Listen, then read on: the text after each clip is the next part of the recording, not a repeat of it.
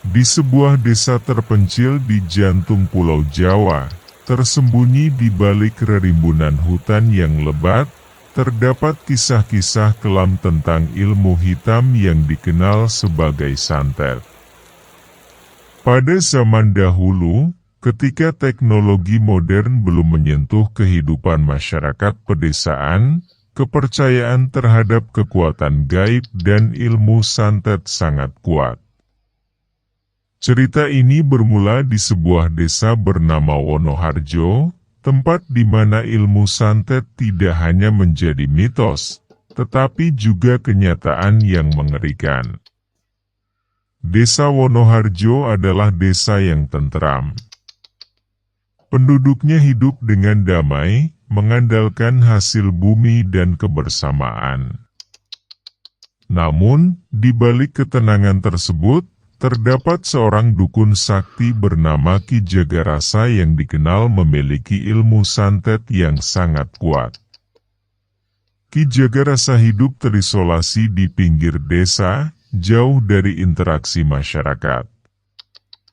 Orang-orang desa percaya bahwa dia memiliki kemampuan untuk mengendalikan kekuatan gelap dan melakukan hal-hal yang tidak masuk akal. Kisah ini dimulai ketika seorang pemuda bernama Suryo kembali ke desa setelah bertahun-tahun merantau. Kedatangan Suryo disambut dengan gembira oleh penduduk desa, terutama oleh ibunya, Embok Rini, yang telah lama merindukan kepulangan anaknya. Namun, kebahagiaan mereka tidak berlangsung lama. Malam itu, Suryo mengalami mimpi buruk tentang seorang pria tua dengan mata merah yang menyala, berdiri di tepi hutan sambil memegang keris yang berlumuran darah. Mimpi buruk Suryo menjadi kenyataan ketika desa mulai diguncang oleh kejadian-kejadian aneh. Hewan ternak mati mendadak dengan luka-luka yang tidak dapat dijelaskan. Tanaman layu tanpa sebab, dan penduduk desa mulai jatuh sakit satu persatu. Embok Rini, yang semakin khawatir dengan kesehatan putranya, meminta bantuan kepada Ki Jagarasa, meskipun dia tahu bahwa hal itu berisiko. Ki Jagarasa dengan mata penuh misteri, menyampaikan bahwa desa ini sedang dalam ancaman kekuatan gelap yang sangat kuat. Dia memperingatkan bahwa seseorang telah menggunakan ilmu santet untuk mengutuk desa mereka. Namun, dia menolak untuk membantu lebih lanjut kecuali diberikan imbalan yang besar.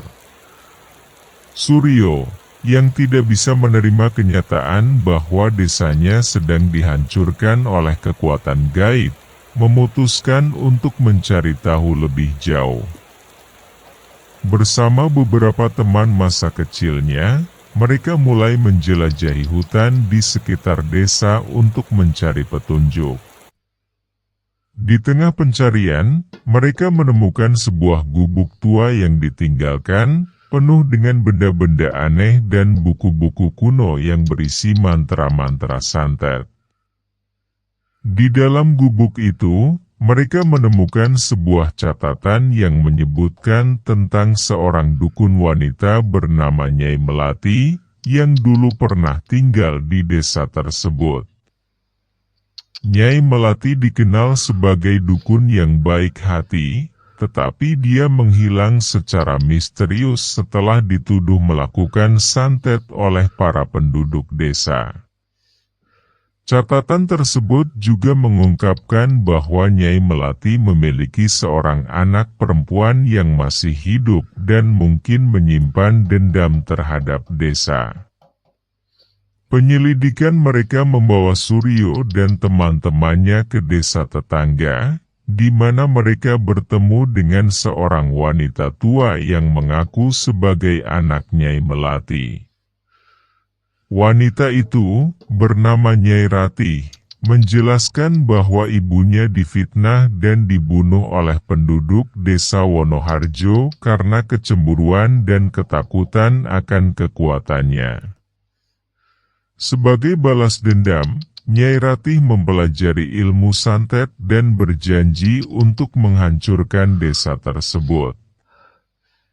Dengan hati penuh kebencian, Nyai Ratih mengutuk desa Wonoharjo menggunakan ilmu santet yang diwariskan oleh ibunya. Dia mengungkapkan bahwa Ki Jagarasa sebenarnya adalah murid dari Nyai Melati yang telah berkhianat demi mendapatkan kekuatan lebih besar. Nyai Ratih berencana untuk melancarkan serangan terakhirnya pada malam bulan purnama berikutnya. Suryo dan teman-temannya kembali ke desa dengan membawa kabar buruk tersebut. Mereka sadar bahwa mereka harus menghadapi Nyai Ratih dan menghentikan kutukan ini sebelum terlambat. Dengan bantuan Ki Jagarasa, yang akhirnya menyesali perbuatannya, mereka mempersiapkan diri untuk pertarungan terakhir. Malam bulan purnama tiba, desa Wonoharjo dibungkus oleh kegelapan yang pekat. Nyai Ratih muncul dengan kekuatan penuh, mengendalikan makhluk-makhluk gaib untuk menyerang desa.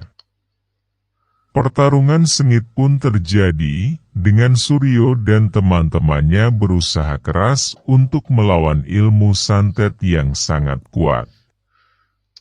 Di tengah-tengah pertempuran, terungkap bahwa Ki Jagarasa sebenarnya masih bersekongkol dengan Nyai Ratih. Dia mengkhianati Suryo dan teman-temannya demi kekuasaan lebih besar. Dengan perasaan marah dan kecewa, Suryo memutuskan untuk melawan tidak hanya Nyai Ratih tetapi juga Ki Jagarasa. Pertarungan semakin sengit dan semakin banyak makhluk gaib yang muncul. Namun, Suryo, yang kini didorong oleh kemarahan dan keberanian, berhasil menemukan cara untuk mengalahkan Ki Jagarasa. Dengan menggunakan keris yang ditemukannya di gubuk tua, Suryo menusuk Ki Jagarasa di tengah-tengah pertempuran, menghentikan aliran kekuatan gaib yang dikendalikan oleh dukun itu. Nyai Ratih, yang melihat kematian Ki Jagarasa, menjadi semakin marah dan melancarkan serangan terakhirnya dengan seluruh kekuatannya. Namun, dalam upaya terakhirnya untuk menghancurkan desa, makhluk-makhluk gaib yang dipanggil oleh Nyai Ratih berbalik melawannya.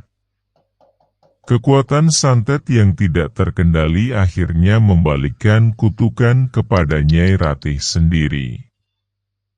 Dalam kekacauan tersebut, Nyai Ratih diterkam oleh makhluk-makhluk gaib yang pernah dia kendalikan.